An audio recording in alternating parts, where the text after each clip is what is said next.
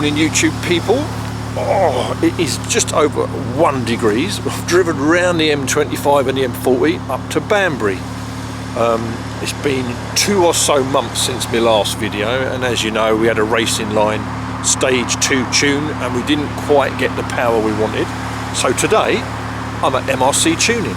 It's only just gone 7 o'clock, so we're at Costa, just round the corner from MRC Tuning, and I'm going to go and sit in there, get myself warm. I might give the car a little clean, it don't look too bad, and we're going to see what Doug can do. We're going to have a ECU and a gearbox map, just a proper custom map rather than a generic one. So stay tuned for this one and we'll see what happens.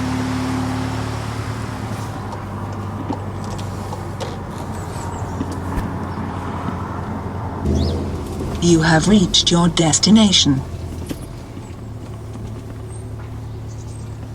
Right, we've been in, had a quick word with Doug. We're just going to put it on the rollers and just do basically a health check on it, see what it does with the map that it's got.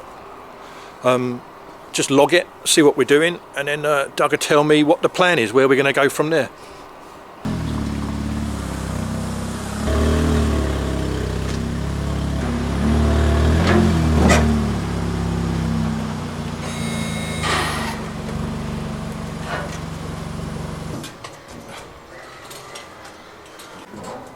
Well, what are you guys checking at the moment then?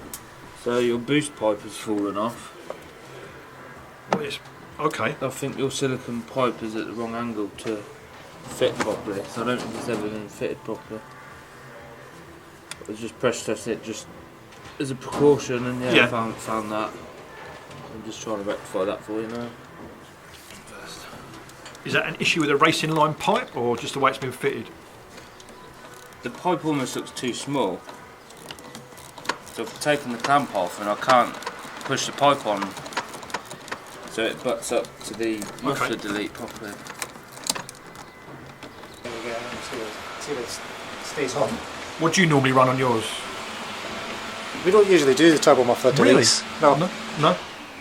You don't measure a difference, so a lot of the aftermarket hose kits actually have more issues than you're fixing. Okay. Because they don't all fit properly, and then they don't fit with other brands' intake kits, they don't fit with other brands. I just thought when you bought the intake, it was worth just buying all the pipe work that came with it. I think you could go too far with some things and you're making more issues. So that might be worth going back to standard on that. If it stays on, it's going to be fine. Well, it must have been on. It must have been on originally, though. It must have been on, so it must have come off, blown off. That's the thing I don't want to happen, is it? But if you're running 31 psi, then that's a lot of boost. That might be why it's popped off. But is it running 31 psi because it's a false reading now? Well, that if anything, that's going to read less boost. That's not anything to do with boost control. Yeah. So we'll just have to log it and see. We'll get another clip on it, another clamp. Yeah. I don't want 31 psi. No, you don't. Get the intake scrolled down and do a couple of runs, and then we'll have a chat to see what it is doing and what it's not doing. Brilliant. Just data log it, see where we are, see what we can do. Yeah. So Doug's got the car on the rollers, just getting it up to temperature, and then we're going to give it a little run. One thing he did tell me, although the Golf R runs in front wheel drive mode until it loses grip and then the Haldex kicks in and sends power to the back, you should always run them on a 4-wheel drive dyno, because if you're only spinning the front wheels, the prop shaft is still turning and the Haldex will heat up and cook the oil. So if you're not doing that, that's just a good tip.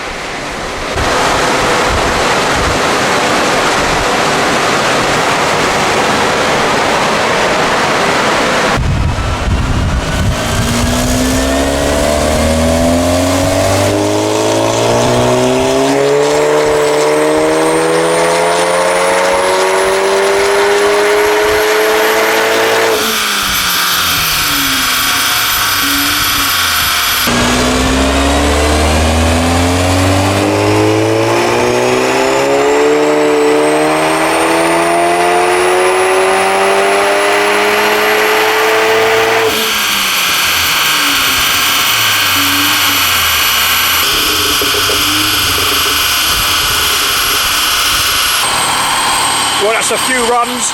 I don't know how it's getting on yet. think I put it on earlier. The actual boost pipe, the hose was loose, it had come off.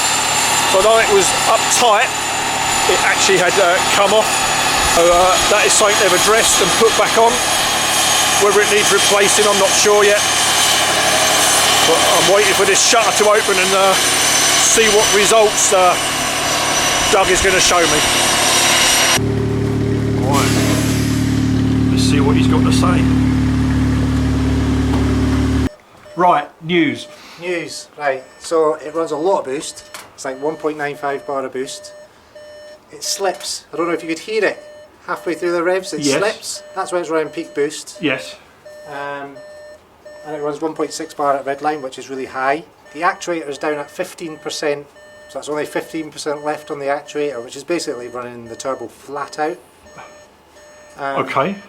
What's it done on the graph then? Exactly what? 388 PS, 546 newton meters. This graph looks totally different to yours. Yeah. I think when you look at your graph, you've had spike coming on and coming down. Yeah. I think you've had a leak, so you've made the torque, and then it's gone flat afterwards. Yeah. That's torque curve, that's a power curve, and that's them both overlaid together. Okay. And you get this little bit here So is where it slips. So you get a wrong reading when it slips. Yeah. Because the engine, well, you can see it just on that log there. That's RPM goes up and then comes back down. Yeah. Now, is that an issue with my car or is that an issue with the map? It's hard to tell whether it's map or clutches. Yeah. Stage 2 cars, clutches should be absolutely fine. Yeah. It depends how it's all been mapped and over its life. Yeah. Depends if the DSG's been serviced or not serviced. I bought it at 19,000 and I've serviced it. I've not serviced it, I haven't changed the oil on the box, I've just done the Howdex. So the box might be needing serviced. Yeah. If it's slipping like this, then I think the best thing to do is service the gearbox. Yeah, okay. That's the cheapest thing to do. Yeah. You don't want to have to replace clutches on that. I can't say whether, let's just map it and that's going to fix the slip or not. Okay. It's not silly high torque, that's the thing, it's like 546, but because mine was showing 560 on that. Different dynos, read different things. You know, this is where you could do 366 brake on that dyno, you could do 388 on here dyno, and the car runs exactly the same. You don't know that. All I can do is compare really to there, but the fact that we found that loose hose, I think you've had nice torque and then it's gone flat because you've been blowing the air out at high revs. Okay. It might be worth just trying to map the car. Yeah. If it slips, just take it off straight away and get the gearbox serviced. But if we give that a go, let's see how we go. See where we are, yeah? Nice one. Right, laptop is plugged in.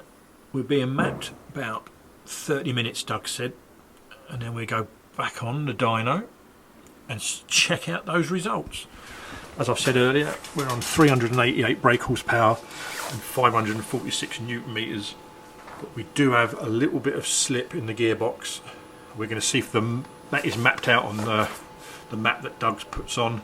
If not, we might go for a gearbox service while we're here. So we are going for another run.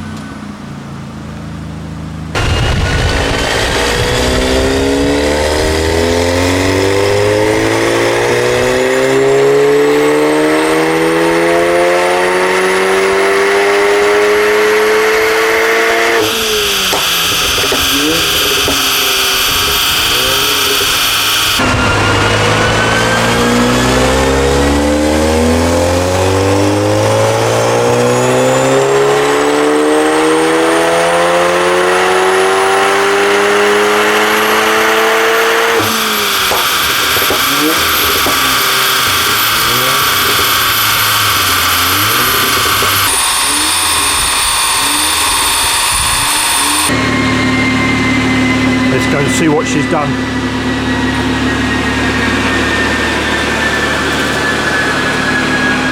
How's it looking? The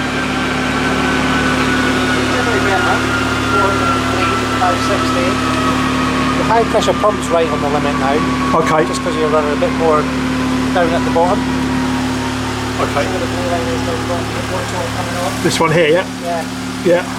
These two cars can be okay on stock pumps. Some of them need Okay. high pressure pumps. I don't know if you want to do a high pressure pump or not do a high pressure pump. As in now? Yeah. What sort of, do you do the complete pump replacement or the internal? We probably have both on the shelf, so we either do a complete one like the Loba one, Okay. or we probably have internals where you can just do the internal. Okay. We'll discuss that in a second then, yeah? Yeah, we'll talk to Sarah about that. Yeah. But does that just mean it's going to run safer? Safer. Because you can't obviously run any more power. We're going to run more than this, but like I say, you're on the limit. It's not quite making high pressure. Okay. If you're going to go for more power in the future, Which it's worth doing. Okay. If you weren't, it's worth dropping it this a little bit to keep that give you headroom. Slippage? No slippage. So that was the gearbox map probably I then, think it probably was. Okay. There's no slippage on the dyno, so you need to test it in a higher gear as well, just to see. Does that still mean when I get my next service done, do the I'll oil? definitely do the rather than do service. it now, yeah? Okay. Because it has slipped in the past. Yes. As soon as it slips, it burns the oil, so Okay. it's worth doing. Okay, no worries. But at the moment we're at 403. 403 and 560. Okay. I should have done a run before, but doing a run with a known leak isn't always nice to do. Yeah. Yeah. Cool. Yeah. So it was 195 max before, was it? Yeah. Boost. So nearly 2 bar. 1.95 before. Now it's 1.85. Just drops down. At Redline you were like 1.55, and we were 1.48 ish. Okay. Before you were like 6.5 degrees timing. Now we're up to 9 degrees timing. There's probably a bit left to go in there. Okay. But if we sort out the high pressure fuel, Okay. then we'll see. Well, let's go and have a chat about that and see what we can come up with, yeah? Rather than internals, yeah. Complete pump assembly. Yeah, so it's just a straight swap. Yep. And what does that do flow-wise then? What does that allow you to do, or what's the difference? Mainly for low revs. At low revs, the pump's driven off the camshaft, so at low revs, it's like quite slow. Yeah. So you've got a larger pump, so at low revs you get more pressure. And that's where we're struggling just now, is at low revs. Okay. And then obviously in the future, when you go for more power, it also helps. It's always there, yeah. Okay.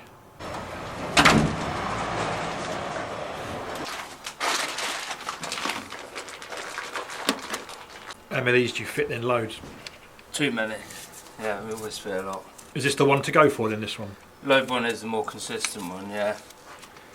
You can do the auto tech upgrades, which most people do go for because the Lobas are more expensive, but reliability wise, definitely worth getting a Loba. That's the problem, you can spend half the money and then have to redo it. Exactly that, yeah. I don't want to do it twice. No, very right, so.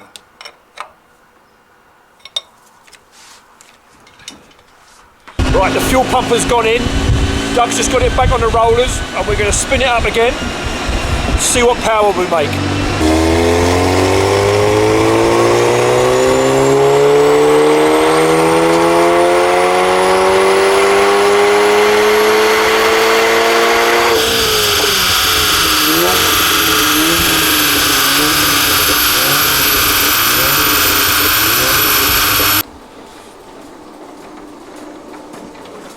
See how we got on.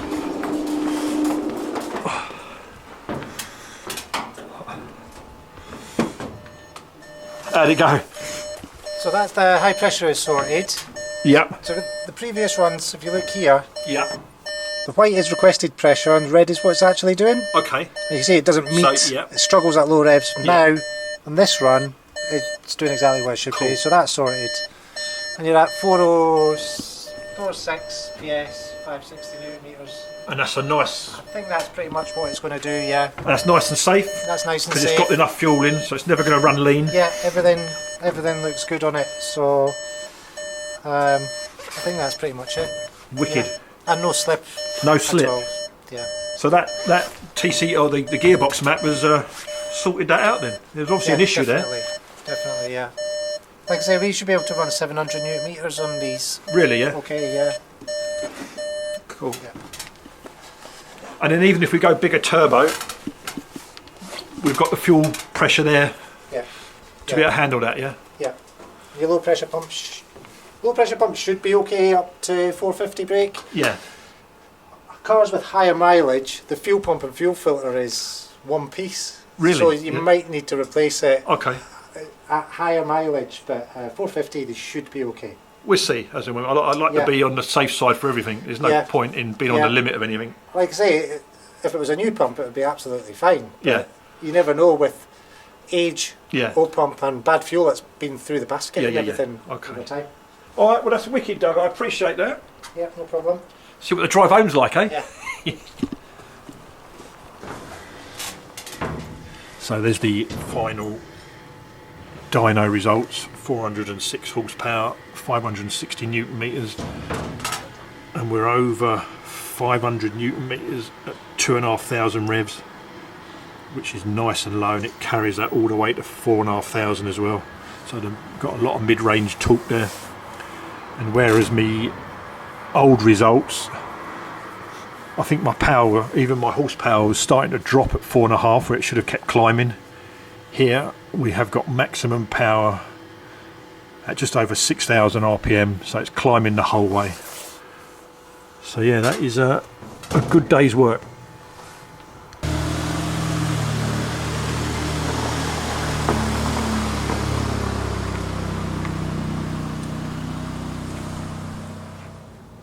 Well, that's it. I made it home in one piece, everyone. What a drive that was. The difference is night and day. Whereas the car had a power down quite low, you could feel the power down low. It's now pulling all the way to the red line. And that's what was missing before. I had a few little blasts. It's quite difficult time of day. I couldn't go too quick, but I had a few good pulls and the power is definitely there.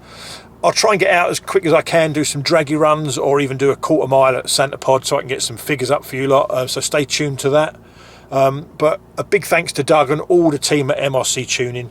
If you're into your vags, you know who they are, but I'll put a link in the description to them anyway, and if you want any tuning done, any mapping, give Doug or Sarah in the office a shout and they will sort you out. So big thanks to them.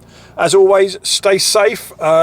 Keep an eye on the channel. The drag racing season is about to start, so we've got a load of shows coming up. So yeah, stay tuned and I'll catch up with you all soon.